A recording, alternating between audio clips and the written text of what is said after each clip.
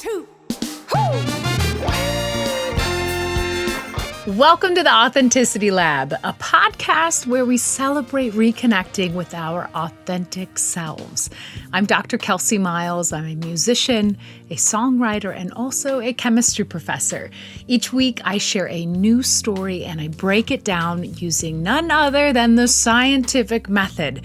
You all know how much I love to break it down like this, so that way we can separate ourselves from some of the muck in those life experiments we have to do all the time.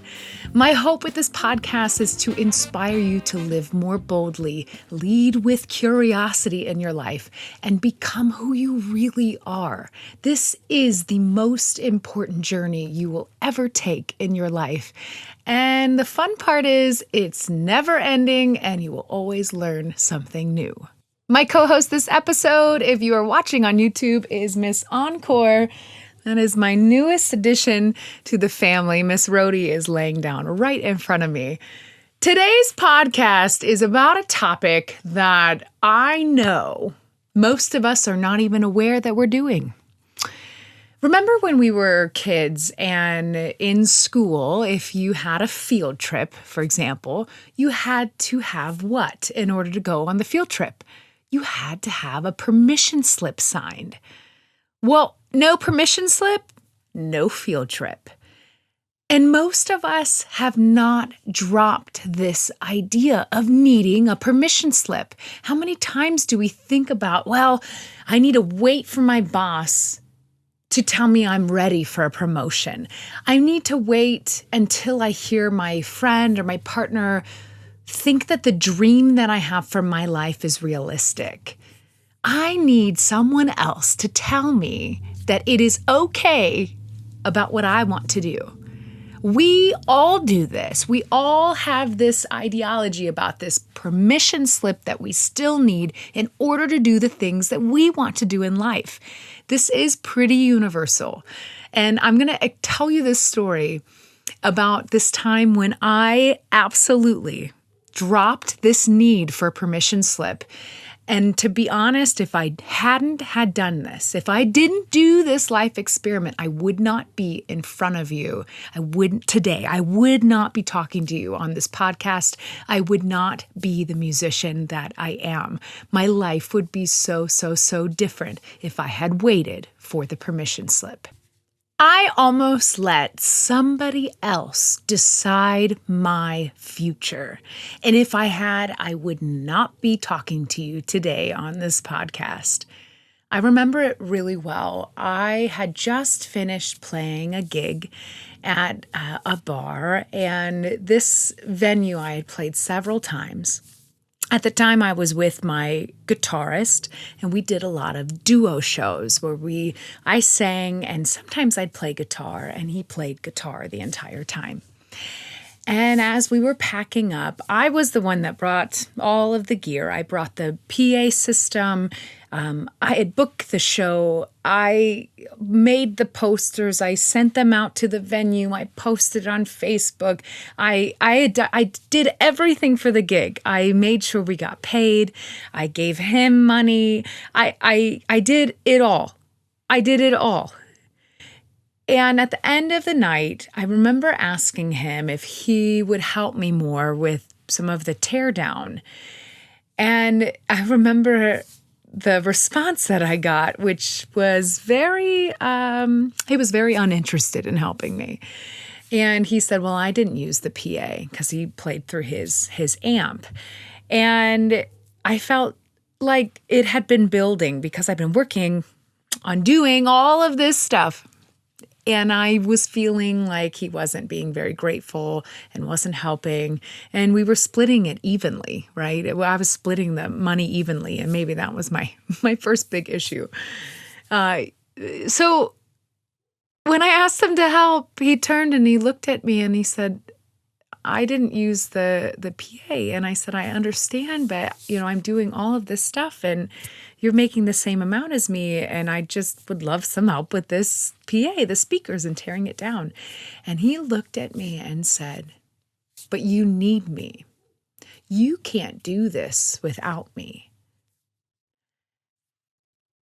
And everything in my heart and mind stopped for a moment when he said this, because it wasn't about the topic of helping. I thought it was so weird that he would bring this up.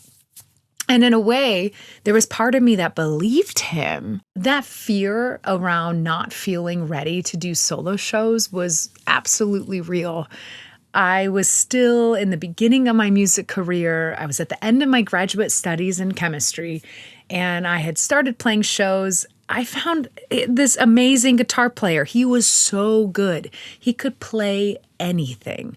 He was amazing at solos, and I really looked up to him. And I looked to him for advice and feedback, and I looked for his acceptance of what I was doing musically to see if it was good enough. And so when he said those words to me that I needed him and I couldn't do it on my own, so much of me knew he was right. There was a big part of me that just touched that fear of mine. Without even knowing it, I was looking to him to give me permission to do things musically. For example, we would play songs and I would play rhythm guitar every once in a while. And those songs I could do that on, I felt like I had permission to play on those songs because I was able to. And I felt like until I had permission from this guitar master, I wasn't good enough. And I could have absolutely believed him, believed it to be true, and kept seeking that permission slip. And I'm really, really, really glad I stopped looking for permission to decide whether or not I was good enough. So what if you could prove your fear wrong? What if you could? When I thought about what he had said, there was part of me that was very sure he was right, that I really needed him. And there was just enough inside of me that questioned whether or not that was true. And I remember going through this thought process of, what were my options, right? What were my options to move forward? I could decide he was right and just keep doing all the work I was, splitting it evenly. And I knew that didn't feel good within my heart. I could have tried to talk with him and try to get him to understand how much value I bring, right? That could have been another option. And the other option was that I could challenge whether or not it was true. And so in my thought process, I remember having this very clear challenge for myself. And I told myself that I was allowed to believe that believe that he was right. I made that okay. And I said, Kelsey, if you think that he's right, that you need him and that you can't do this without him, blah, blah, blah, if I really allowed that to be right, the only way I was going to accept that was if I proved to myself that that was right. Like if I really tried to do it on my own and I found out that I couldn't, then I would accept that that was right. But I would not accept that without trying. I told myself that's at least what you're going to do for yourself. You are going to try. And if he's right, he's right. And if he's wrong, well, how fun. How fun. Because now we're in a different ball game. I didn't let my mind go much further than that, but I remember telling myself, if you really want to believe him, you're going to first try. You're going to first try and prove this fear wrong. You see, I had a choice. I could either decide that this fear was right. He was right. I couldn't play solo shows. I needed a guitarist. I wasn't good enough. Or I could challenge that thought and find out that that fear was not right at all. So I did something really terrifying. I booked a solo show. I decided that if he was right, that I needed him and I couldn't do these shows without him, that then when I booked a solo show, it wouldn't go well and I wouldn't be asked to play again, and that would be it. I told myself that I owed myself that much. I owed myself that much to at least try. Because if I just decided that the fear was correct, that I couldn't do it on my own, I would really be limiting myself without even trying. And that's not very kind to myself, right? Just to believe that someone else is right without me even trying it for myself. And so I did that. I booked a solo show. I showed up at the gig. I set up my PA, which I knew how to do. And I played. I got on stage and I did it. And I'm here to tell you that I absolutely proved that fear wrong. I could do it. I could do it. I was able to play solo shows. And here's the best part. At the end of the gig, the owner came up to me while I was tearing down my PA. And he asked me when I was available next to play another show. And they booked me right there on the spot. I got another show after that.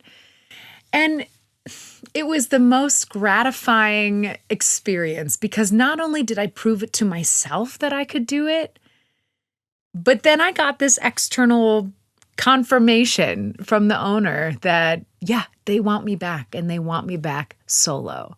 He was wrong. I could do it by myself and I didn't need him and I was able to play solo shows. Now, did I have room for improvement? Absolutely.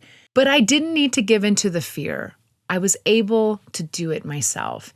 And this was really when it hit me that I had been waiting for him to tell me when I was ready to do something musically. I was waiting for a permission slip to make it okay. And the moment I decided to stop waiting for a permission slip from somebody else, I launched myself. I catapulted myself. I moved way faster than if I had kept waiting for someone to tell me that I was ready, that I was good enough, that I could do it. And when I stopped waiting for someone to give me that permission slip, doors opened for me. The truth is, no one is going to give you that permission slip as quickly as you can give it to yourself. We might get lucky sometimes where we have a boss or a friend or someone we work with that is a great cheerleader. That's not always the case. When I decided to stop waiting for that permission slip and I went for it myself, that's when the doors opened. It launched me forward. It gave me confidence. It helped me see that I could have room for improvement. It actually allowed me to improve faster because I was giving myself permission to try. I gave myself that permission slip. And the truth is, no one's going to do that for you, not in the speed at which you can give yourself your own permission slip. That's the beauty of this when you choose yourself, when you decide to give that to yourself. So my question for this life experiment, before I ran it, before I did the terrifying thing of booking a solo show, I really had the question, is he right? Can I actually do this on my own? Is he right that I can't do this on my own? That was my question. And my hypothesis was that, yep, he is correct. And I challenged that with another hypothesis. In the second step of the scientific method, when we hypothesize about what could happen, what the answer of the question could be, I encourage you to let your mind go wild. If you're someone who likes to go to the negative side, make sure you swing your pendulum over to the positive side and think of the best case scenario as well. Worst case scenario for my question was he was right and I couldn't do it on my own.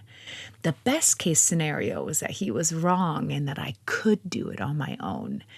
And by allowing myself to think of both options, the best case and the worst case, that gave me the opportunity to run the experiment. It kind of gives you a little confidence that maybe the best case scenario could happen. So my experiment was that I decided to book a solo show and I ran the experiment. I played the show. That's step 3. In step 4 of the scientific method, we collect data. And the data that I collected was that I got through the show. Sure, I made mistakes, but it worked. I got tips. People enjoyed it. And at the end of the show, the owner asked me to play another gig. Step 5 of the scientific method is to analyze your data. And when I sit back and analyze the data, I realize that the fear that I had before running the experiment was simply fear that had no proof. And the experiment I ran gave me really useful data. And the proof is right there. I played the show, I was able to do it, and they booked me again. The last step of the scientific method is to draw a conclusion. And when I look at everything, my conclusion is that I could totally do it and that he was absolutely wrong. And in some ways, maybe he's the one who needed me. I was the one who was doing all of the work. I was booking the gigs. I was printing the posters and posting it online and talking to the owners and setting up the PA and inviting people out. My conclusion was that I never needed permission. I just needed proof. I needed to prove my fear wrong. All right, it's time for your life experiment. Let's talk about you. What's that thing that you're waiting on? Maybe it's a business that you'd like to start, or it's someone you just want to talk to, a relationship you'd like to start. Maybe it's asking for a raise. Maybe you've always wanted to try karaoke, but you think that you're a bad singer. I don't care what it is. It's something that you feel like you're not quite ready for. You feel like you aren't good enough, and you're looking for someone else to tell you you should take the next step. You're waiting for the permission slip. This is where you're going to start for this life experiment. And I'm telling you, all you need is proof. That is how we prove those fears wrong. That's how we stop waiting for that permission slip. We are the ones that can give ourselves permission slips to take that next step. So what if that voice that's holding you back is wrong? That fearful voice that you have. There's only one thing standing in between you and the next step that you really want to take. And it's just one experiment. It's just the next step. The data you collect from this experiment, I guarantee, will beat your fear. So here's your life experiment. Sometime this week, I want you to think about something that you're waiting on, something that you're fearful of, something that you're thinking you're not good enough. If you've been wanting to build a business, go buy the domain. If you've been wanting a raise, start to draft that email. Put that email together to email the person that you need to go talk to. If you've been really wanting to get out there, do karaoke or maybe start a blog. Publish it. Just do it. Publish it. I know that you aren't sure if you're ready, and the only way you're going to know if you're ready is if you give yourself a permission slip to just do it. Stop waiting for someone else to give yourself that permission slip. And when you run your experiment, you're going to collect data. This is not the time to have opinions, just collect the data. And when you analyze it, I want you to be really kind with yourself. Sometimes these experiments don't go quite how we would like to see. The idea is not that it's perfect, but we're just making momentum. Did you prove something wrong within your fear? Because you just took a step in the one thing that you really wanted to do. The last step of the scientific method is to share your results and draw a conclusion. And so I really encourage you to share this with a friend or share this with me. And if you're interested, I'd love if you could share it with the community at kelseymiles.com/thelab, THELAB. I am working on an email newsletter in which we can all start to share some of our life experiments and how they went. When we're intentional about the experiment that we run, the data we collect, and sharing our results, in a way, you are also helping a lot of other people by giving them data that helps them see where they could also push themselves. This is why I'm doing this podcast. I really want to create a community of people that are all pushing each other to keep going. And the more that we reconnect, the more we connect with what makes us who we really are, the better everything in our life gets. We're less fearful. And instead of acting out of fear, we can act out of love for ourselves and everyone around us. Because we know that we're pushing each other. We know that we're stepping out of our comfort zones. There's a reason it's called the comfort zone because it's comfortable. So of course you're going to need to be brave to do this experiment. But I promise you, if you keep waiting, that's exactly where you'll be. So if you want your fear to be right, don't take the next step. But that is no fun to live like that. So that's why I'm inviting you to do this. Well, folks, that's the end of our episode about why you don't need a permission slip. And I encourage you to be brave to do this life experiment. I know that it might be difficult, but I really encourage you to do it. There are some cases in which you will need to go through someone else. For example, if you need a promotion, you might need to go through someone else, and you do need them to believe in you as well. But I guarantee you that if you only wait for them to see you, for them to choose you, you actually aren't being fully yourself. You aren't being the best version of yourself. Give yourself the permission slip. Believe that you can do it. And try it out. Try it on. Try that idea on. When you try that on and you let go of that fear, you're actually more likely to get the promotion anyway. They'll be able to see it within you. Really, consider giving yourself that permission slip before someone else does. That can open doors for you when you give yourself the permission slip first. You could really step into your power in that way. Thank you so very much for joining me. If you enjoyed this episode, I would love it if you would share it with somebody else who's also waiting on something and waiting for someone else to give them permission. Maybe this could be just what they need to create that momentum in their life. Also, leave me a comment if something within this podcast sparked your interest, and definitely let me know if you ran the life experiment. I'd love to hear how some of these stories are going. Thank you so much for listening. I really love doing these episodes. I'm so glad that I ran my life experiment and started Authenticity Lab. I'll see you next week. I'll have a new story and a life experiment that I'll break down for you. And of course, I'll challenge you to be brave to do your own experiment so that you can keep living boldly and lead with curiosity. And keep being your most amazing, authentic self.